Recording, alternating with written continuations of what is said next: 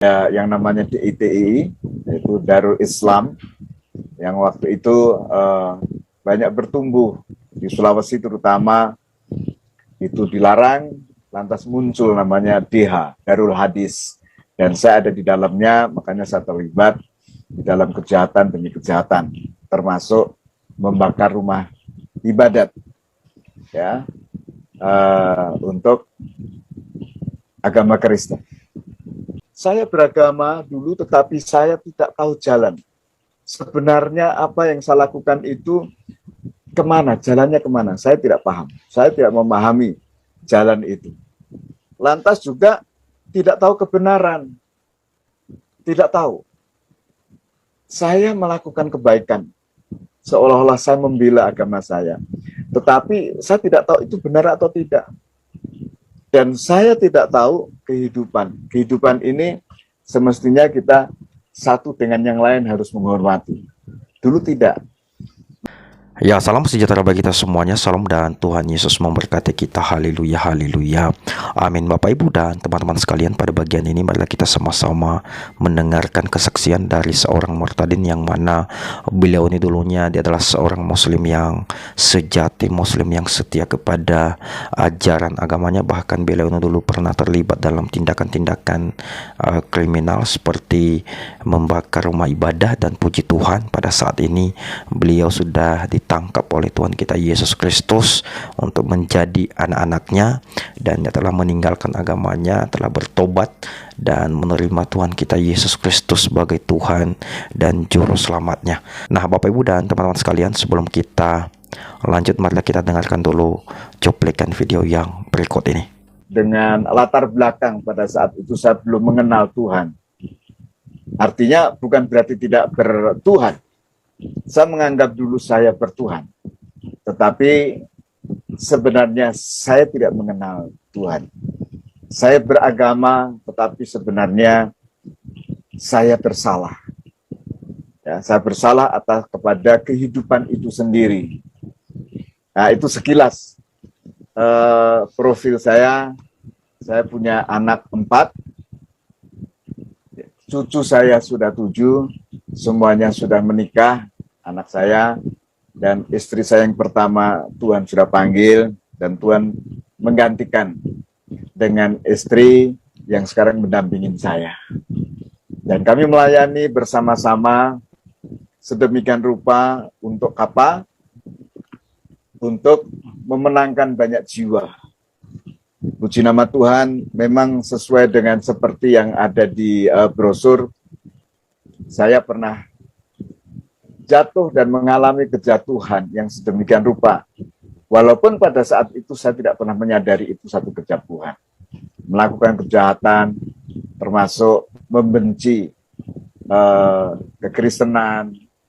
Bahkan saya saksikan beberapa hari yang lalu, saya terus dari kecil sudah di sedemikian rupa ditanamkan bahwasanya jadi orang Kristen itu nanti matinya disalib. Bukan di dunia, tapi nanti disalib.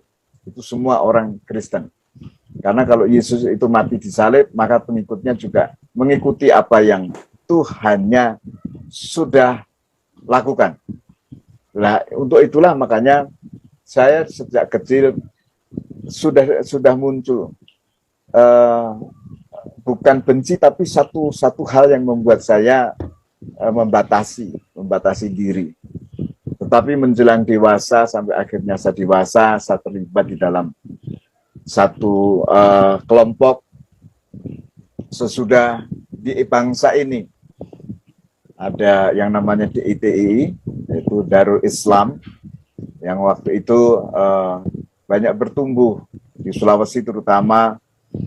Itu dilarang, lantas muncul namanya DH, Darul Hadis, dan saya ada di dalamnya, makanya saya terlibat di dalam kejahatan demi kejahatan, termasuk membakar rumah ibadat, ya, untuk agama Kristen. Ya, ini masa lalu kami. Nah, mengapa sampai akhirnya saya menjadi sekarang ini menjadi seorang pewarta Injil. Nah, kami mengalami sesuatu yang malam hari ini kesaksian saya, sebenarnya saya tidak bangga, bahkan saya malu kalau menceritakan kesaksian saya secara pribadi. Tetapi saya bangga dengan kesaksian Tuhan. Kesaksian Tuhan yang sudah menangkap saya, sehingga hanya nama Tuhan yang saya permuliakan di dalam setiap langkah kehidupan saya. Sejak saya ditangkap Tuhan, yaitu di Banten, lebih jelasnya di Kota Merak, ya, satu kota pelabuhan yang menghubungkan antara Jawa dan Sumatera. Saya beragama dulu, tetapi saya tidak tahu jalan. Sebenarnya apa yang saya lakukan itu kemana, jalannya kemana, saya tidak paham. Saya tidak memahami jalan itu. Lantas juga tidak tahu kebenaran.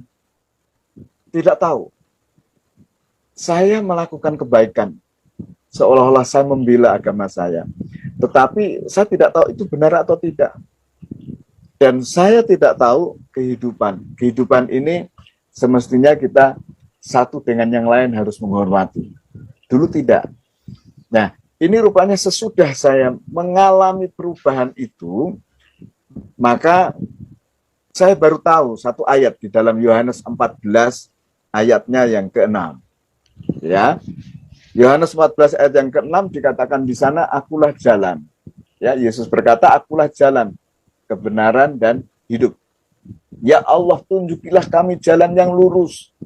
Tetapi saya tidak pernah mengenal jalan itu. Rupanya justru di dalam Alkitab disebutkan, Yesus mengatakan, akulah jalan.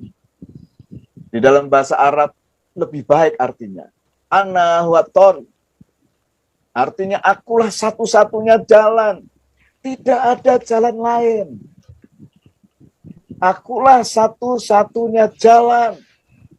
Di dalam bahasa Arab lebih kaya artinya. Wal haq artinya akulah satu-satunya kebenaran. Wal hayat, dan satu-satunya kehidupan. Saya menemui ayat ini dan saya mengenal Tuhan sedemikian rupa. Kalau mungkin Anda bertanya, siapa yang melayani saya pertama? Siapa yang melayani kami mengenal Tuhan? Karena sedemikian jahatnya di dalam pemikiran kami waktu itu. Ya, kami habis ada peristiwa di salah satu pulau, yaitu kami dari Sumatera mau ke Jakarta. Rencana mau membuat satu kejahatan di sana. Pada saat malam itu ada kejadian yang sangat mencekam. Lantas kami sholat tahajud malam sekitar antara jam 1:30 di masjid di Merak, di masjid pelabuhan. Kami mengalami Tuhan.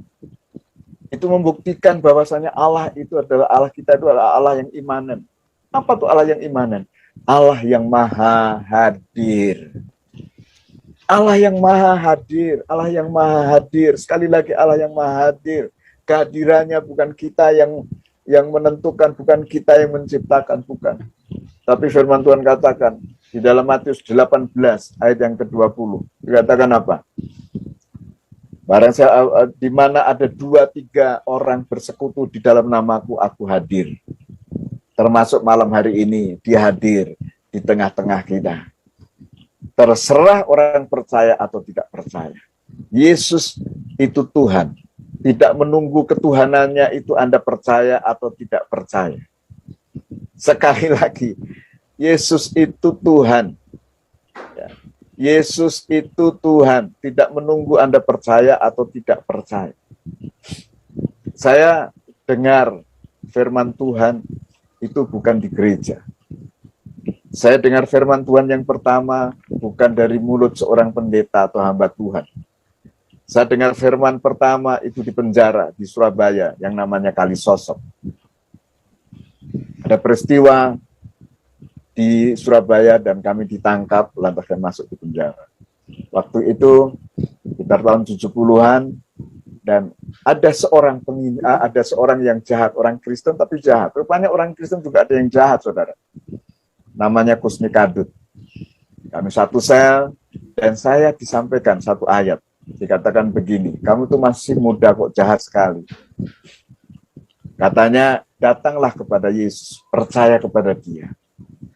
Dia nanti yang akan memberikan kelepasan. Dibacakan ayatnya itu.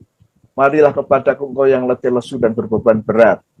Aku akan memberikan kelegaan